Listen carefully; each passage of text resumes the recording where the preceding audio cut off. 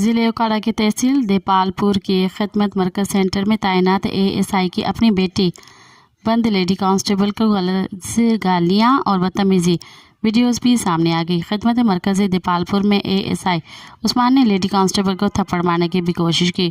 मौके पर मौजूद कांस्टेबल ASI को रोकता रहा।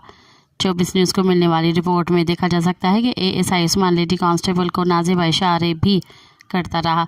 वीडियो सोशल मीडिया पर वीडियो वायरल होने के बाद DSP राशिद हिदायत ने नोटिस ले लिया कि लेडी कांस्टेबल के साथ बदतमीज़ी करने वाले ASI को मुअत्तल करके लाइन हाजिर किया गया। मज़ीद इंक्वायरी के लिए DSP लीगल की ज़ेर निगरानी इंक्वायरी कमेटी बना दी गई। DPO का कहना है कि इंक्वायरी रिपोर्ट की रोशनी में ASI के खिलाफ सख्त कानूनी कार्रवाई महकमाना कार्रवाई की जाएगी।